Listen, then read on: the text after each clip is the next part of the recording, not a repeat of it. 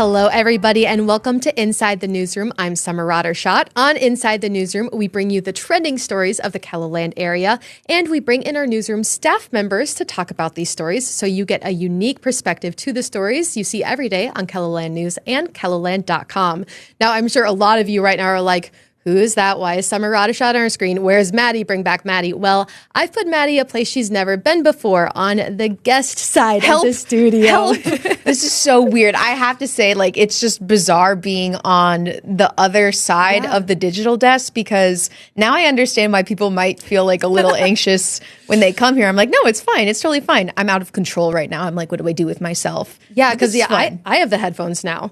That was what I was thinking of too. I'm like, my hair looks a little bit more flat now. You can see, I feel like I'm not wearing my guard anymore or my mask. Everything is just different. Everything's changing. Everything's changing. And obviously with our chairs, but tell everybody a little bit about why they're going to be seeing a little bit more of me this upcoming week.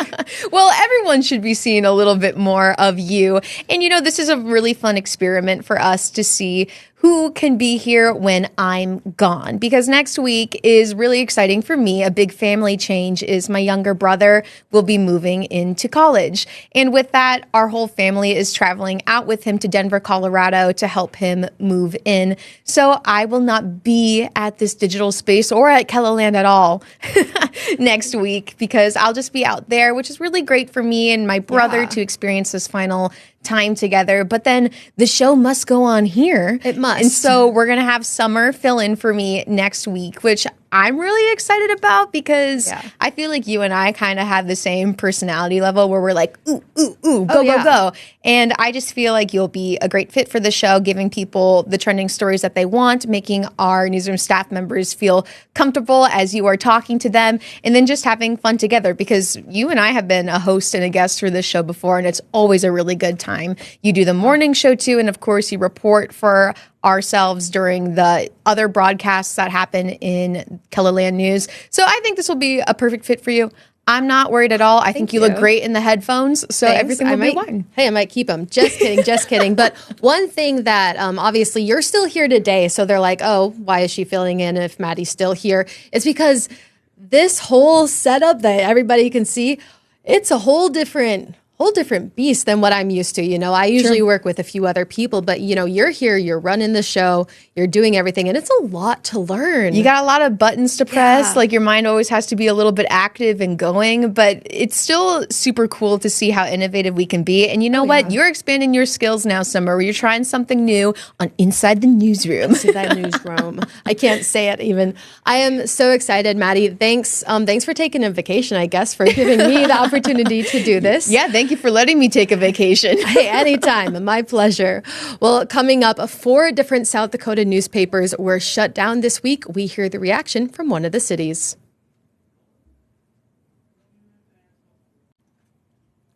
Welcome back to Inside the Newsroom.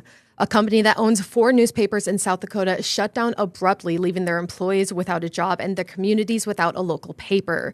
Julia Lynn takes us to Brookings to hear their thoughts on the sudden closure. Residents were seen outside of the Brookings Register today wondering why they didn't get their latest copy of the paper. According to this social media post, the staff was told by its parent company, News Media Corporation, to shut down immediately. This is certainly a gut punch for community local print journalism in South Dakota. There's no doubt about it. I mean, something this abrupt is unprecedented. Community members in Brookings were shocked by the news. The Brookings Register has been a trusted resource for decades, and we rely on that daily for not just big stories, but everyday updates, celebrations, and local news that impacts our lives. I spoke with Senator Tim Reed, who represents Brookings, and says the loss of the paper will also impact spreading information about local politics. News desert really hurts when you're involved in politics, because sometimes you're not necessarily getting the information out on what's happening in the legislature with more of the local issues. There's less watchdog on government. There's less connection in terms of informing the community what's happening next week or in the coming days. There's less opportunity for businesses and organizations to advertise, promote their goods and services within the community. Those things are all suddenly not there. And that's a sad thing to me. As the century-old publication closes its doors, employees and the community will now have to figure out their next steps. And Julia joins us now. Julia, thank you so much for being in today. Yes, thanks for having me. Yeah. So tell me just a little bit about the situation that happened, because it didn't only affect Brookings yesterday. Yeah, correct. So 4 South Dakota newspapers were impacted that were owned by News Media Corporation. And yeah, on Wednesday, there was emails circulating that the company was sending out that they were just closed. Newspapers had to, effective immediately, get all their belongings. No health insurance anymore. They were going to try to give them their last paycheck. So it was quite a shock on Wednesday. And then I spoke with the Brookings Register yesterday, who said they got their official notice on Thursday. So definitely a shock to that community that I was in yesterday. And a lot of them are just figuring out what to do next.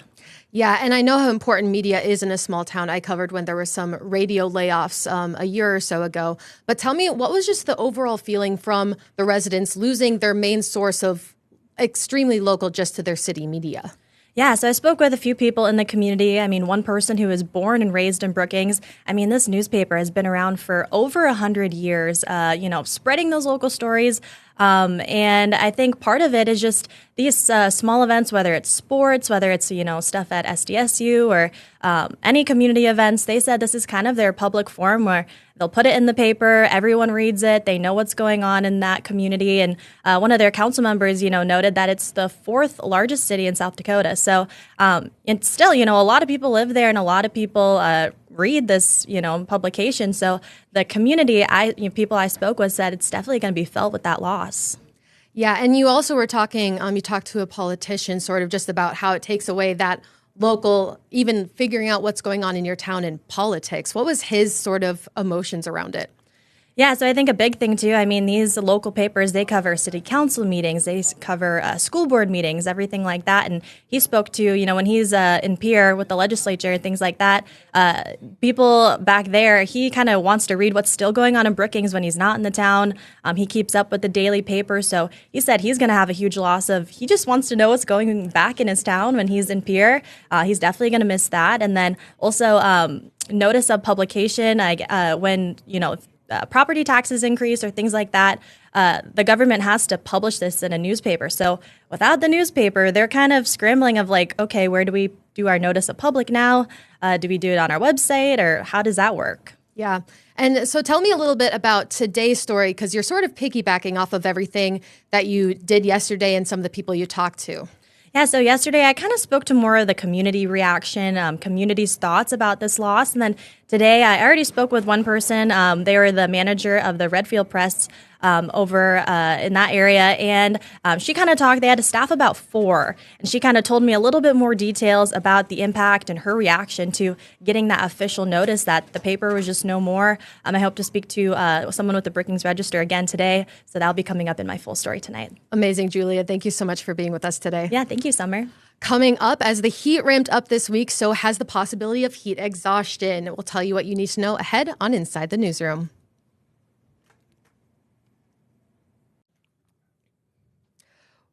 Welcome back to Inside the Newsroom. With heat and humidity across KELOLAND, people are at higher risk for heat exhaustion and potentially a heat stroke. Cindy Hoyer talks with an ER doctor about how you can keep yourself and others safe. On days like today, the heat poses a potential risk to anyone spending time outside. But there are precautions you can take to make sure you stay safe. It's really important when the weather's hot to make sure that you stay well hydrated. You want to drink plenty of water. You want to avoid being outside during peak hours, such as 10 a.m. to 4 p.m. when the weather's the hottest. For some, it is unavoidable to be out in the sun. At O'Gorman High School, students in marching band are outside from early in the morning until evening. Directors are making sure students know how to keep themselves cool to avoid overheating. More frequent breaks, more trips inside as needed into the air conditioning. We're always balancing. We have to get the work done on the field, but never at the expense of student safety or health. The band also has scheduled breaks to ensure the students get plenty of rest. We take an hour-and-a-half lunch break. We do a little thing, a team-building thing every morning that takes about 20-25 minutes in the mid-morning. We have a popsicle break every day at 3:30. But even with these safeguards in place, heat exhaustion is still possible. That's why it's important to know the symptoms. You could get a headache, you can develop muscle cramps, you can generally feel like you're going to be faint or want to pass out. With heat exhaustion, generally your temperature stays under 104 degrees. If you experience symptoms, Forbeck says to get to a cool environment, hydrate, and use ice packs. If you still can't cool down, you may need to go to the emergency room. And now Sydney joins us. Sydney, thank you so much for being here today. So when I think of heat exhaustion, I'm usually thinking more the middle of the summer, not the end of the summer. Why, I guess, did we decide to do this story yesterday? We've had just some kind of hot days yesterday. Today, we're supposed to get around 90, I think. And so we've kind of had some up and down weather. I think the rain's kind of affected that too. And so just these last few days have been really hot, as well as some sports teams, as well as marching bands are going back and practicing now. And they're going to be outside a lot. So it's important to inform those kids that it's going to be pretty warm. Yeah. And you didn't talk to a sports team, but you did talk to a band director. And I know Travis Fossing, he tells me about how his kid, they have these long days outside. And that's what these students are running up against. So what did the band director say that he was looking out in his students as they're spending all these days out in the sun? Right, yeah. So they were out, he said, from 8:30 to 5 with, of course, a lot of breaks in between. So they have a scheduled lunch break. They have a popsicle break every single day. And he said every hour they take at least 3 water breaks each hour. So they're taking very frequent breaks. And he also said that the kids know to monitor themselves to make sure if they're feeling not too good that they can get inside and take a break. Yeah. And you also talked to the ER doctor, and they were talking, one of the things to help with this heat exhaustion is to stay hydrated. But there are some things you should be hydrating with and some things you shouldn't be hydrating with. What did they recommend for people? Water is, of course, the best to hydrate. But if you're feeling dehydrated, getting something with electrolytes, she said, was also really important. And you should be avoiding definitely alcohol because that will dehydrate you, as well as caffeinated drinks, so especially energy drinks that have a lot of caffeine in them. Yeah, and obviously the most important thing is to know when stay hydrated, but know what the symptoms are of heat exhaustion. What are those symptoms and what can you do to keep cool? Yeah, so you might feel lightheaded. You might feel like you're going to pass out. She said muscle cramps are something that's common, or feeling sick, feeling nauseous is something else. And so if you start feeling like that, it's important to try to get inside if that's possible. You can, again, drink more water. Putting ice packs around your body, she said, like under your armpits basically is a really good place to do it because that'll cool you down super fast. And then she said sometimes in extreme situations that you can get into like a really cold bathtub as well. Okay, awesome. Well, Sydney, is there anything else that you'd like the viewers to know? I think that just with these hot days, you got to definitely be watching out for that. And during the middle of the day when it's hottest, just try to stay inside as much as you can and do some fun inside activities instead. Awesome. Thank you so much, Sydney. Well, ahead on Inside the Newsroom, the City of Sioux Falls City Council has advanced an anti-encampment ordinance. We hear from both sides of the debate.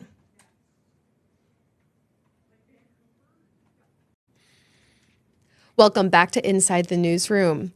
The Sioux Falls City Council is considering an ordinance which would ban encampments or tents in public spaces. The decision would have a direct impact on the homeless. The ordinance has advanced to a second reading. Ahead of that, KELOLAND's Dan Santella takes a closer look at the debate and shows us what he saw in Central Sioux Falls. Someone walking or running along the city's bike trail through the Beetle Greenway wouldn't notice it. But if you leave the path and take a few steps into the trees, you can see this encampment right by the Big Sioux River. It's the type of dwelling that the proposed ordinance would ban. This map shows where they've recently been found. The city's homelessness services coordinator, Michelle Treasure, says the goal is not to dismantle where people are attempting to live. We're not going to come in here and just destroy all your things and take all of your possessions. That's not what this is about. We're here to tell you that we're here to help you. You can't live here, but how do we help you find a solution moving forward? Treasure says the focus is on public safety and public health, as well as helping people connect with resources. Our shelters are there for a reason. Their doors are open, they're ready and willing. And so as much as we can redirect people toward the services that we know are working, that's our goal. Shannon Ward owns the nearby social space Good Natured. It's on 8th Street, close to shelters. She describes the proposed ordinance as short-sighted.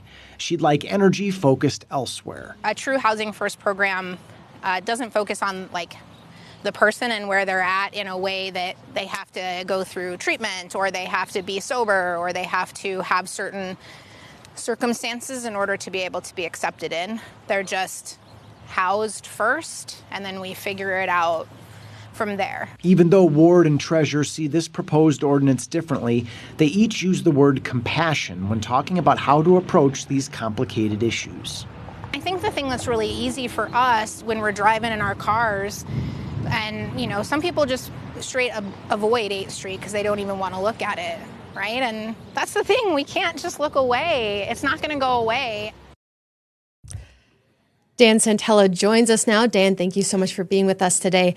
Tell me a little bit about your story yesterday and what exactly is this ordinance? So the ordinance would ban encampments, tents, dwellings, as it's defined in the ordinance, in public places. And it is a city ordinance. It's gone through its first reading at City Council, which is often at Council sort of a formality. But next week, Tuesday, it'll have its second reading. It did not pass unanimously. Councilor Basie, I believe, was the one who voted against it. But 6-1, it advanced. And it does look at people battling homelessness. As we saw in the story there was a map of where the city has said there have been encampments.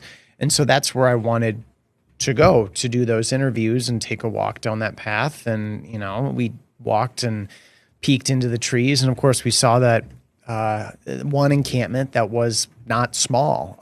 Also want to give a lot of credit to Grant Robertson, our photojournalist, who did a great job capturing the visuals on this story. You talk to people, obviously, from both sides of this debate. What, from the city's point of view, why is this an important ordinance to them? Well, after the interview, I was chatting with Michelle, Treasurer, and I said, Michelle, it seems to me like from the city's point of view, the support for this proposed ordinance is really focused on public safety and public health. Is that right? She said, absolutely. Right? Okay. And she stressed, as I said in the story, compassion, which is also what Shannon Ward stressed, compassion. So the two sides aren't entirely dissimilar, right? They're both sharing how they want what's best for people battling homelessness, but with regard to this ordinance, they obviously see it differently. And it'll be really interesting to see how the debate sort of coalesces and eventually comes to a head next Tuesday night. For this story, I haven't talked to the leaders of the shelters, but those will be interesting voices to hear as well. Yeah, and you were talking about Shannon Ward that you're talking to, and she's a local business owner. What was her reaction to this ordinance? No opposition. She doesn't want focus there. She wants to focus on housing. And I believe you've interviewed her before too, Summer. And she has that business, Good Natured. It's a social space. The NA is capitalized for a non-alcoholic. And she has that social space. It's very close to both the Union Gospel Mission and the Bishop Dudley Hospitality House, two shelters on 8th Street. Right across the street almost from the banquet where a lot of people battling homelessness get their meals. She has people who face these challenges come into her business, and she chats with them all the time. She's talking with people who are facing these issues all the time. So that makes it especially relevant, right? And she lives right in this area. She's part of this vibrant, growing community. And I think also another piece of this is, Sioux Falls is now well over 200,000 people, right? The metro area is not far, right? About something like that, 250,000 people, right? And challenges with homelessness are going to be in any urban area, right? Mm-hmm. And there hasn't been an urban area in the United States that has solved this tremendously complex and multifaceted issue, right? And Sioux Falls is examining it right now. And so, yeah, it's an ongoing, debate. We had, I think, a few months ago, Mayor Ten Haken called a forum about homelessness. I've done several stories chatting with the people who run the shelters at Union Gospel Mission and the Bishop Dudley Hospitality House. There's a lot of different people who are interested in this topic. Yeah, I definitely know it's a hot topic because I've also done my fair share of stories on homelessness and just hearing both sides of the story. And There was a time where I even talked to homeless people and got, some perspectives from people who are inside the shelter, and then another one from somebody who doesn't use the shelters. And so it's really interesting to see, and it'll be really interesting to see how this ordinance plays out. Is there anything else that you want to add from your story yesterday? Yeah, I think it's important to remember that people battling homelessness are people. These are people trying to live, at times struggling, mental illness, issues with addiction. Those are, hand in glove with this whole topic of homelessness and affordable housing and the ability to live in a dignified manner. And I think it's important to not forget that they're people, we're people, we all live here, and we're trying to figure out how people can find, the necessary components of a basic life, shelter, food, healthcare, the ability to go to the bathroom, the ability to get everything they need just to exist. Well, thank you so much, Dan. That's all our time for now, and thank you for watching Inside the Newsroom. We'll see you back here Monday at 1 p.m.